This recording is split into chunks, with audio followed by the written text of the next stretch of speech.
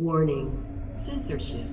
Warning, censorship. Okay. Ça pourrait aller jusqu'à du criminel. Okay? Il pourrait m'incriminer criminellement, moi. Ensuite de ça, il pourrait avoir des grosses poursuites, des centaines de milliers de dollars, peut-être jusqu'à perdre mon terrain.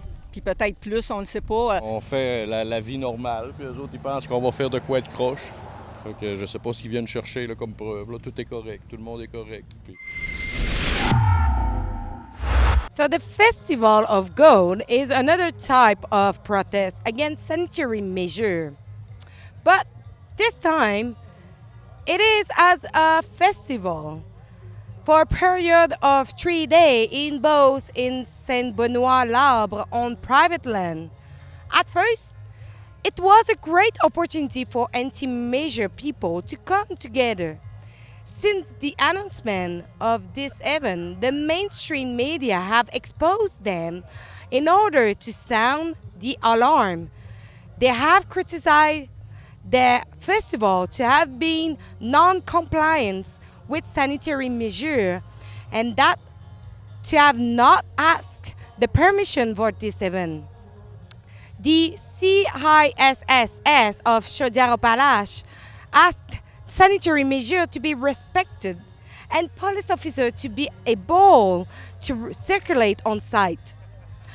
Even a request for an order under the Public Health Act has failed in court as the organizer refused to cooperate.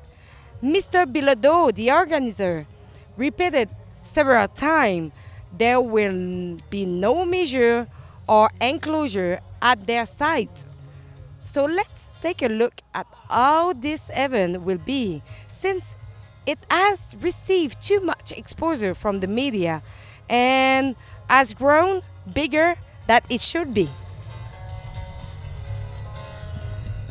Mais là, je me demandais juste aujourd'hui, qu'est-ce qui est arrivé, parce qu'on on a entendu au travers des médias beaucoup de bruit au niveau de ce festival-là, ou au niveau des mesures sanitaires, et là, qu'il y avait aussi une poursuite en cours. Comment que tout ça a fini, finalement? C'est pas mal de travail, mais en fait, ce qui est arrivé, c'est qu'il y avait des papiers non conformes qu'on ne voulait pas signer parce qu'ils n'étaient pas conformes. En fait, c'est pas moi qui ne voulais pas les signer, c'était les deux organisateurs qui sont Kevin Bilodeau et Caroline Lessard. Moi, je suis une bénévole, mais une bénévole de cœur qui en donne plus que pour son argent.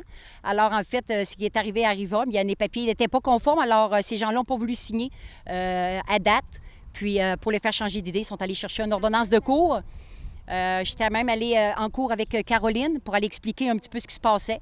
On a fait 5 heures en cours mercredi, puis pour recevoir le verdict hier soir à 10 heures. Today I'm with Caroline Lessard, that she's the main organizer from this event. Donc, pouvez-vous m'expliquer qu'est-ce qui s'est passé? OK, c'est comme c'est là. On voulait faire un festival.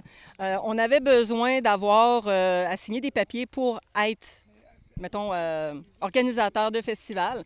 Les papiers n'étaient pas conformes. Fait que moi, je demandais que les papiers soient conformes. C'est ça, une année, on a reçu un papier de la Cour. Fait qu'il a fallu se respecter à ça. Et on a eu une ordonnance de cour là-dessus. Est-ce que vous savez, c'est qui, en fait, qui a fait une plainte en cours contre vous? C'est Santé Canada. En tout cas, c'est la santé publique. C'est la santé publique qui a fait une plainte, là, M. Gilles Desrosiers. Je ne sais pas si on peut le mentionner. Fait que c'est lui. Fait qu'on a passé en cours avec ce monsieur-là. Et donc, qu'est-ce qu'ils vous ont demandé pour cet événement? C'est quoi les règlements que vous devez absolument tenir en compte? OK. Au niveau des règlements, c'est le 1 mètre pour la séparation des gens, comme normal, comme tout festivalier. D'avoir certaines infrastructures, des affiches pour dire aux gens, leur faire rappeler qu'on a le 1 mètre à respecter. Au niveau des food trucks, là, il faut que j'aille réinstaller mes choses parce que il faut vraiment aller les placer, les distancer. C'est quoi les charges qui pèsent sur vous si jamais, comme on a pu voir, les médias mainstream sont en train de photographier, filmer.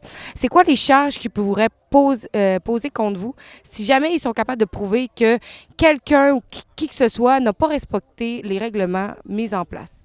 OK. Ça pourrait aller jusqu'à du criminel. OK? Il pourrait m'incriminer criminellement, moi. Ensuite de ça, il pourrait avoir des grosses poursuites, des centaines de milliers de dollars, peut-être jusqu'à perdre mon terrain. Puis peut-être plus, on ne le sait pas.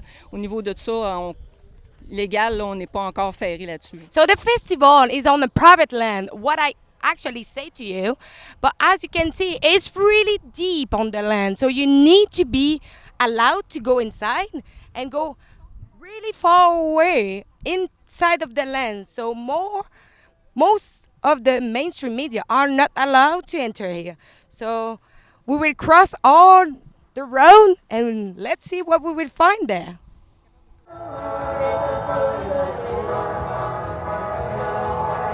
Hey folks, so today, I don't know if you feel it, but I actually feel it is like Woodstock. If you can see, most of people have their car or their tent all around. Have a look at it, it's so beautiful.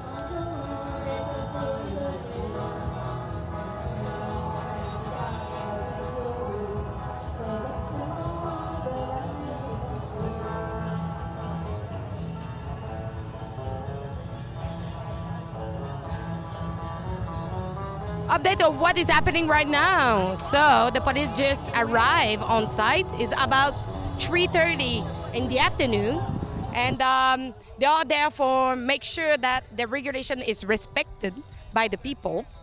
And we'll see if they will give some infraction ticket. They want to check if everybody's are respecting their 1 meter apart. Social distancing is required on site. I think there's an interest for people that go against the grain, that go against the system, and these days we're not allowed to say what we think, because when you say what you think, then you're going against the system and there's no freedom of speech anymore. Qu'est-ce que j'ai à dire à propos de ça? Que c'est la grosse propagande de peur. Parce que direct à côté, il y a un drag fest à tous les vendredis qui attire 2000 personnes, puis le monde ne se plaigne pas. Là, aujourd'hui, parce qu'on est des complotistes, ça va déranger l'opinion publique puis la santé publique. 1 mètre de distance, c'est la distance normale pour une personne qui jase à quelqu'un d'autre, qui n'est pas dans la bulle de l'autre. Donc, de vouloir faire respecter les consignes, quelles consignes? Tout le monde se lave les mains quand il va aux toilettes, c'est la logique, c'est la vie. Il est en train de filmer si on respecte notre 1 mètre, si on se fait pas trop des gros colleux, puis si tout est correct. Dans le fond, là, on fait la vie normale, puis eux autres, ils pensent qu'on va faire de quoi être croche. Fait que je sais pas ce qu'ils viennent chercher là, comme preuve. Là, tout est correct, tout le monde est correct. Thank you for the mainstream media talking about our event. So it's a great event for now. Everybody is come here with their car, with their tent, and I'm really happy with all the people are there. Probably that people didn't know. So because of the mainstream media, thank you. You bring people here. Yay!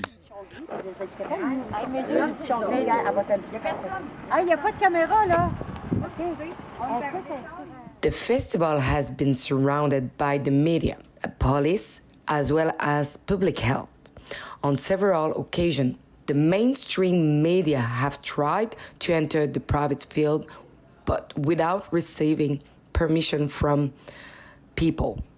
The protesters also expressed their dissatisfaction in regard to the media by spraying manure on the ground the other side of the street and going as far as to put a dead skunk too.